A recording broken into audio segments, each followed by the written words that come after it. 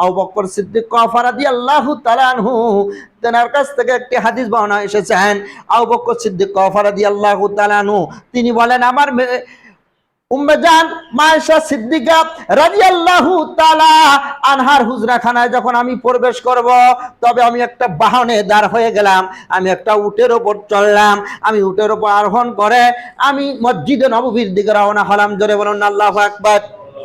আমি মসজিদে নববীর দিকে রওনা হব, এমন সময় দেখতেছি আমি মসজিদে নববীতে প্রবেশ না করে আবু বকর সিদ্দিক রাদিয়াল্লাহু তাআলা আনহু প্রবেশ করলেন মুহাম্মদুর রাসূলুল্লাহ সাল্লাল্লাহু আলাইহি ওয়াসাল্লামের হুজরাখানার দিকে। জোরে বলুন আল্লাহু আকবার।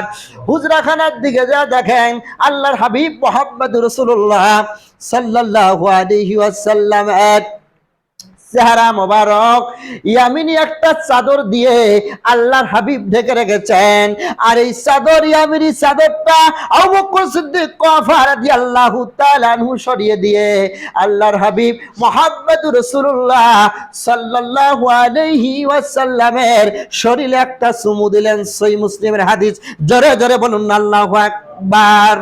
আবু বকর সিদ্দিক রাদিয়াল্লাহু তাআলা আনহু বলেন, আমি তখন আল্লাহর হাবিবের এই চুমু দেওয়ার পরে আমি বললাম, ইয়া রাসূলুল্লাহ, ইয়া হাবিবাল্লাহ, আপনি তো মুমূর্ষু অবস্থায় পৃথিবী থেকে চলে যাচ্ছেন, ইন্তেকাল করতেছেন।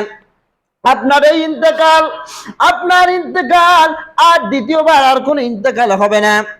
আপনি দুনিয়া থেকে চলে যাচ্ছেন, আমার পিতামাতা আপনার উপর কোরবান হোক, আমার পিতামাতা আপনার উপর কোরবান হোক, কসম করে বলছি কোরবান হোক। আল্লাহ পাক আপনার মর্যাদা উচ্চ জান্নাতুল ফেরদাউস মাকাম আপনারে দান করে দাও। হযরত আনাস ইবনে মালিক রাদিয়াল্লাহু তাআলা আনহু বলেন, আমি আল্লাহর হাবিব মুহাম্মদুর রাসূলুল্লাহ সাল্লাল্লাহু আলাইহি ওয়াসাল্লামের কখনো হুশ কখনো বেহুশ, আল্লাহর হাবিবের শরীরে তীব্র জ্বর অনুভব করতেছে।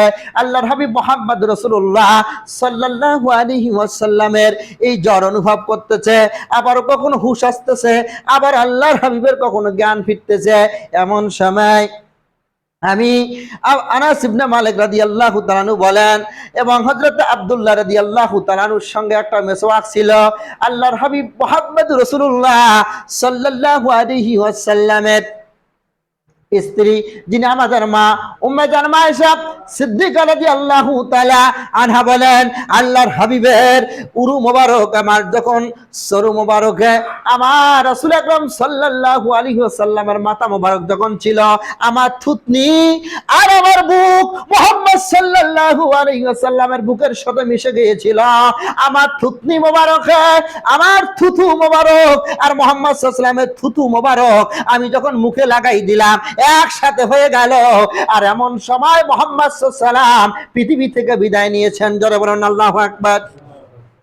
এই ঘটনা উম্মে জান মা আয়েশা সিদ্দিকা রাদিয়াল্লাহু তাআলা আনহা বলেন, এই মুমূর্ষু অবস্থায় যখন আমি আল্লাহর হাবিবের যখন মুখ মোবারকে যখন আমি আল্লাহ রাসূল সাল্লাল্লাহু আলাইহি ওয়াসাল্লামের মুখ লাগাচ্ছি, এমন সময় আল্লাহর হাবিব ইশারা করে বলতেছেন, ওই আব্দুল্লাহর হাতে একটা মেসওয়াক আছে, ওই মেসওয়াকটা তুমি আমারে দাও। জোরে জোরে বলুন আল্লাহু আকবার। আল্লাহর হাবিব তখন আব্দুর রহমানের কাছ থেকে এই মিসওয়াকটা চাওয়ার জন্য ইশারা করলেন। উম্মে জান মা আয়েশা সিদ্দিকা রাদিয়াল্লাহু তাআলা আনহা ওই মিসওয়াকটা আব্দুর রহমানের কাছ থেকে নিলেন। আনাস ইবনে মালিক বর্ণনা করেন, সহিহ বুখারী মুসলিমের হাদিস। এরপরে আল্লাহর হাবিবকে যখন মিসওয়াক দেওয়া হলো, মিসওয়াকটা শক্ত ছিল। উম্মে জান মা আয়েশা সিদ্দিকা রাদিয়াল্লাহু তাআলা আনহা তখন মিসওয়াকটা নরম করে দিলেন। নরম করে দিয়ে আল্লাহর হাবিবকে মিসওয়াক করার জন্য দিলেন। আল্লাহর হাবিব মুহাম্মদুর রাসূলুল্লাহ সাল্লাল্লাহু আলাইহি ওয়াসাল্লাম মুমূর্ষু অবস্থায় তিনি মিসওয়াক করতে চান। আনাস ইবনে মালিক বলেন, আমি আল্লাহর হাবিবকে এমন ভাবে মিসওয়াক করা দেখলাম যে আমি তার জীবনে এত পরিমাণ সুন্দর করে মিসওয়াক করা আর দেখি নাই। আল্লাহর হাবিবের কখনো হুশ কখনো বেহুশ, নবীজি ইন্তেকাল করতেছেন, তারপরেও তিনি মিসওয়াক ছাড়েন নাই। জোরে বলুন আল্লাহু আকবার। কিন্তু দেখা যায় আমরা তার উম্মত, বলুন তো আমরা মিসওয়াক করতে ভুলে যাই কি যাই না? জবাব দেন যায় কি যায় না? রাসূল সাল্লাল্লাহু আলাইহি ওয়াসাল্লামের শেষ ওয়াফাতের সময় যে সুন্নাতটা আল্লাহর নবী দিয়ে গেলেন সেটা হলো মিসওয়াক। কারণ আল্লাহর হাবিব শেষ মুহূর্তে মিসওয়াক করার কারণটা হলো কারণ আল্লাহর ফেরেশতা হালান সাহালাম দিয়ে আসতেছে তার লাশ নিয়ে যাওয়ার জন্য, রূহ নিয়ে যাওয়ার জন্য। লাশ থাকবে দুনিয়ায় আর রূহ নিয়ে যাবে জান্নাতুল ফেরদাউসে, এবং রূহটার সঙ্গে আল্লাহর সঙ্গে দিদার হবে। এই জন্য আল্লাহর সঙ্গে আল্লাহর হাবিব তার রূহ মোবারক দিয়ে বন্ধুর সঙ্গে দেখা করবে, বন্ধুর কাছে রূহ চলে যাবে জান্নাতুল ফেরদাউসে। এই জন্য বন্ধুর সঙ্গে বন্ধুর দেখা হওয়ার জন্য তার মুখ থেকে কোনো দুর্গন্ধ হবে এটা আল্লাহর হাবিব চায় নাই, মুহাম্মদ রাসূলুল্লাহ সাল্লাল্লাহু আলাইহি ওয়াসাল্লাম। এই জন্য আব্দুল্লাহকে বারংবার বললেন তুমি আমারে মিসওয়াক দাও। এখন বলুন তো এই সুন্নাত আদায় করা দরকার আছে না নাই? একই হাদিস উম্মে জান আয়েশা সিদ্দিকা রাদিয়াল্লাহু তাআলা আনহা আবারো বলেন আল্লাহর হাবিবের কখনো হুশ কখনো বেহুশ। এমন সময় রাসূল আকরাম সাল্লাল্লাহু আলাইহি ওয়াসাল্লাম আমারে বললেন, উম্মে জান আয়েশারে বললেন, আয়েশা রে ওই খায়বারের যখন যুদ্ধ হয়েছিল, কিসের যুদ্ধ? জবাব দেন। খায়বারের যখন যুদ্ধ হয়েছিল, খায়বারের যুদ্ধ সমাপ্ত হয়ে গেল, সহিহ মুসলিমের হাদিস। এমন সময় একজন ইহুদি মহিলা অথবা জনৈক মহিলা একটা দুধের পেয়ালা অথবা শরবতের পেয়ালা অথবা পানির পেয়ালা, কোন কোন হাদিসে পাওয়া যায় পানির পেয়ালা, শরবতের পেয়ালা আল্লাহর হাবিব মুহাম্মদ রাসূলুল্লাহ সাল্লাল্লাহু আলাইহি ওয়াসাল্লামের কাছে নিয়ে দাঁড় হলো। আবার কোন কোন বর্ণনায় পাওয়া যায় রাসূল আকরাম সাল্লাল্লাহু আলাইহি ওয়াসাল্লামকে ওই ইহুদি মহিলা একটা গোশত টুকরা রাসূল আকরাম সাল্লাল্লাহু আলাইহি ওয়াসাল্লামকে খাদ্য হিসাবে উপহার দিয়েছিল। আল্লাহর হাবিব খায়বারের যুদ্ধ সমাপ্ত করার পরে রাসূল আকরাম সাল্লাল্লাহু আলাইহি ওয়াসাল্লাম ওই খাবারটুকু তিনি মুখে দিলেন, অথবা দুধ অথবা পানি অথবা শরবত অথবা রাসূল আকরাম সাল্লাল্লাহু আলাইহি ওয়াসাল্লামের কাছে গোশত নিয়ে আসা হয়েছিল, রাসূল আকরাম সাল্লাল্লাহু আলাইহি ওয়াসাল্লাম খাবার হিসেবে মুখে দিলেন। এমন সময় রাসূল আকরাম সাল্লাল্লাহু আলাইহি ওয়াসাল্লাম যখন ঢুকি ছিপবেন, জিবরাইল আলাইহিস সালাতু ওয়াস সালাম এসে বললেন, ইয়া রাসূলুল্লাহ, ইয়া হাবিবাল্লাহ, নবীজি এই খাদ্যের ভিতরে সরাসরি 7 তলা বিষ মিশ্রিত আছে। ইয়া রাসূলুল্লাহ, আপনাকে মারার জন্য এই মহিলা চক্রান্ত করেছেন। রাসূল আকরাম সাল্লাল্লাহু আলাইহি ওয়াসাল্লাম এই বিষটা তখন নবী করিম সাল্লাল্লাহু আলাইহি ওয়াসাল্লাম তার কাছ থেকে বুঝতে পারলেন অবশ্যই আমার উপর শত্রু হয়েছে।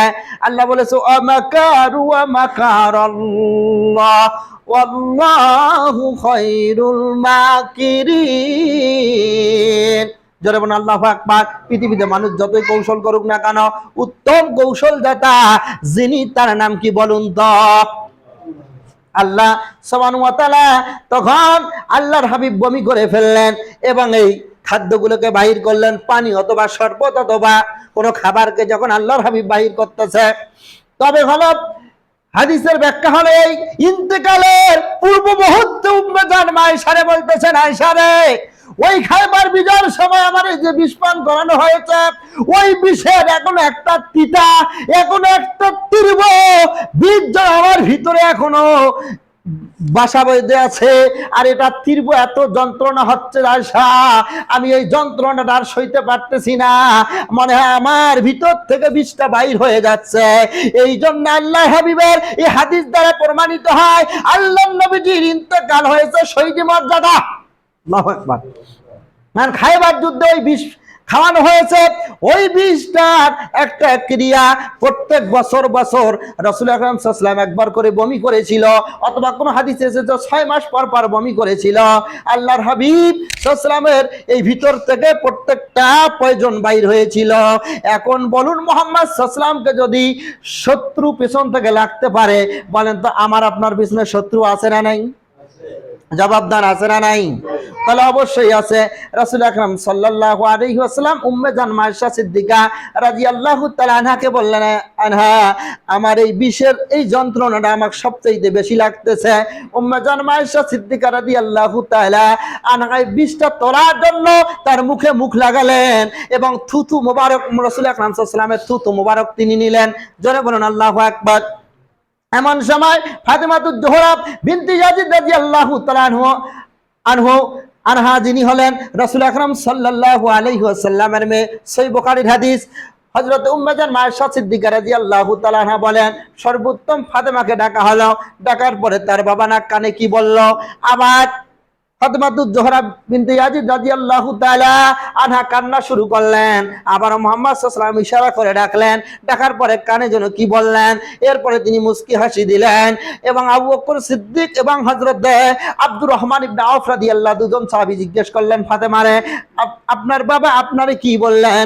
তখন বলল, আমার বাবা এই রোগী পৃথিবী থেকে ইন্তেকাল করে চলে যাচ্ছেন, এই কথাটা আমারে জানালো। আর আমি তখন কেঁদে ফেললাম। দ্বিতীয়বারে আমারে বলল, আমি মুহাম্মদ সাল্লাল্লাহু আলাইহি ওয়াসাল্লাম যাওয়ার পরে এই দ্বিতীয় নম্বরে যে ব্যক্তিটা আমার আহেল পরিবার থেকে যাবে সেটাই হলো ফাতেমাতুজ জোহরা বিনতে ইয়াজিদ রাদিয়াল্লাহু তাআলা আনহা। আমাকে যখন এই কথাটা বললো তখন আমি মনে একটা তৃপ্তি পেলাম, একটা ভালোবাসা পেলাম। তখন আমি ফাতেমাতুজ জোহরা বিনতে ইয়াজিদ রাদিয়াল্লাহু তাআলা আনহা আমার মনের ভুলটা আমি শুধরে নিলাম এবং আল্লাহর কাছে ক্ষমা চাইলাম। এভাবে উম্মে জান আয়েশা সিদ্দিকা রাদিয়াল্লাহু তাআলা আনহা বলেন, আল্লাহর হাবিব পৃথিবী থেকে বিদায় নিয়ে চলে গেলেন। এই সময় নবী একটি কথা বললেন, ওয়ামা মালাকাত আইমানুকুমুস সালাত, হে উম্মাহ তোমরা কখনো সালাত ছেড়ে দিও না, কিন্তু আর দাস দাসীরে তোমরা কখনো কষ্ট দিও না। এবং একই হাদিস আবার বর্ণনা করেছেন উম্মে জান আয়েশা সিদ্দিকা রাদিয়াল্লাহু তাআলা আনহা, যখন আল্লাহর হাবিব মুহাম্মদ রাসূলুল্লাহ সাল্লাল্লাহু আলাইহি ওয়াসাল্লাম পৃথিবী থেকে সোমবার ফজর ওয়াক্ত যখন তিনি বিদায় নিচ্ছেন, সহিহ মুসলিমের হাদিস উফাদের বর্ণনা এসেছে, রাসূল আকরাম সাল্লাল্লাহু আলাইহি ওয়াসাল্লামের সাহাবী আবু বকর সিদ্দিক রাদিয়াল্লাহু তাআলা আনহু তিনি নেতৃত্ব দিচ্ছেন সালাতের জন্য। কিন্তু উম্মে জান আয়েশা সিদ্দিকা রাদিয়াল্লাহু তাআলা আনাকে বলা হলো, তুমি একটু চাদর মোবারক, জালানা মোবারক একটু হুজরাখানা থেকে তুলে দাও, আমি দেখি আমার দৃশ্যটা নামাজের, আমার উম্মত কিভাবে নামাজ পড়তেছে। আবু বকর সিদ্দিক রাদিয়াল্লাহু তাআলা আনহুর নেতৃত্বে এটা দেখার জন্য আল্লাহর হাবিবের উম্মে জান আয়েশা যখন এই দরজাটা একটু তুলে দিল, আবু বকর সিদ্দিক সামন থেকে পিছনে আসার চিন্তা করলেন, কারণ এখন মুহাম্মদ সাল্লাল্লাহু আলাইহি ওয়াসাল্লাম মনে হয় এসে ফজরের নামাজ পড়াবেন। আল্লাহর হাবিব ইশারা করে দিয়ে বললেন, ও সাহাবীরা, আজকের নামাজ ইমামতির দায়িত্ব আবু বকর পালন করবে। আর আমি মুস্কি হাসি দিয়ে বললাম, এই দিনের ইকামতের দায়িত্ব দিন কায়েম করার জন্য আমি মুহাম্মদ সাল্লাল্লাহু আলাইহি ওয়াসাল্লাম দুনিয়া আগমন হয়েছি। আমি আমার নিজের চোখে দৃশ্য দেখলাম, এইভাবে কিয়ামত পর্যন্ত ইমামের পিছনে মুসল্লিরা সালাত আদায় করবে। বলুন ঠিক না বেঠিক? এই কথাটা বলার মধ্য দিয়ে আল্লাহর হাবিবের সহিহ বুখারীর হাদিস হলো, ওয়াজআলনা লিল মুত্তাকিনা ইমামা। উম্মে জান আয়েশা বলেন, আল্লাহর হাবিব এই কথার জবানে বললেন প্রত্যেক ইমামের ইমাম হলাম আমি মুহাম্মদ সাল্লাল্লাহু আলাইহি ওয়াসাল্লাম, আর আমি সাহায্যকারী ইমাম বানিয়ে দিলাম আবু বকরের মতন মানুষকে। এই কথাটা বলার পরে আল্লাহর হাবিব শেষ মুহূর্তে বললেন, ওমা মালাকাত আইমানুকুমুস সালাত, উম্মত তোমরা সালাত ছেড়ে দিও না আর দাস দাসীরে কষ্ট দিও না। দুইটি কথা বলে আল্লাহর হাবিব ইন্তেকাল করলেন। রাসূল আকরাম সাল্লাল্লাহু আলাইহি ওয়াসাল্লাম সোমবার ইন্তেকাল করলেন। সোমবার, মঙ্গলবার, বুধবার আসরের পরে আল্লাহর হাবিবের জানাজা মোবারক যখন হয়ে গেল, রাসূল আকরাম সাল্লাল্লাহু আলাইহি ওয়াসাল্লামের জানাজা এমন ভাবে হয়েছে, তিরমিজি শরীফের হাদিসে পাওয়া যায়, তাকে জিজ্ঞেস করা হলো ইন্তেকালের কয়েক মিনিট পূর্বে হযরত উম্মে জান আয়েশা সিদ্দিকা রাদিয়াল্লাহু তাআলা আনহা জিজ্ঞেস করেছে, ইয়া রাসূলুল্লাহ, আপনার ইন্তেকালের পরে আপনার জানাজা কে করাবেন? এবার আল্লাহর হাবিব বললেন, আহাল আমার আল্লাহু বিমুরাদিহি, এটা সম্পর্কে আমার আল্লাহই ভালো জানে কে আমার জানাজা করবেন। এই কথাটা বলার জন্য এতক্ষণ থেকে আমি ছিলাম। তাহলে আল্লাহর হাবিব মুহাম্মদ রাসূলুল্লাহ সাল্লাল্লাহু আলাইহি ওয়াসাল্লামের জানাজা, এজন্য কোরআন হাদিসে পাওয়া যায় রাসূল আকরাম সাল্লাল্লাহু আলাইহি ওয়াসাল্লামের জানাজা সরাসরি কোনো আবু বকর, ওমর, ওসমান, আলী কেউ করার নেই। এবং রাসূল আকরাম সাল্লাল্লাহু আলাইহি ওয়াসাল্লামের জানাজা হয়েছে, ৩০,০০০ সাহাবী ছিলেন, দরুদ ও সালাম পরে পরে চতুর্দিক থেকে রাসূল আকরাম সাল্লাল্লাহু আলাইহি ওয়াসাল্লামের জানাজা সমাপ্ত দোয়া পরে পরে হয়েছে, দরুদ ও সালাম পরে পরে হয়েছে। আমাদের যেমন করে একজন ইমাম থাকে, মুহাম্মদ সাল্লাল্লাহু আলাইহি ওয়াসাল্লামের কোনো ইমাম ছিল না। বুখারী, মুসলিম, তিরমিজি, আবু দাউদ থেকে আমি অন্তত ২ থেকে ২৫০ হাদিস ঘুরে দেখেছি, কোথাও আল্লাহর হাবিবের কোনো ইমাম পাওয়া যায় নাই। আর যদি কেউ জেনে থাকে আমারে জানাবে, আমি তার সাথে শুধরে নেব। তবে আসল কোরআন হাদিস থেকে জানা যায় কোন ইমাম সামনে যেতে পারে না। ওয়াজআলনা লিল মুত্তাকিনা ইমামা, মুহাম্মদ সাল্লাল্লাহু আলাইহি ওয়াসাল্লামের কোনো ইমাম ছিলেন না, তবে দরুদ ও সালাম পরে পরে তার ওই জানাজাকে সমাপ্ত করা হয়েছে। আখিরে দাওয়া।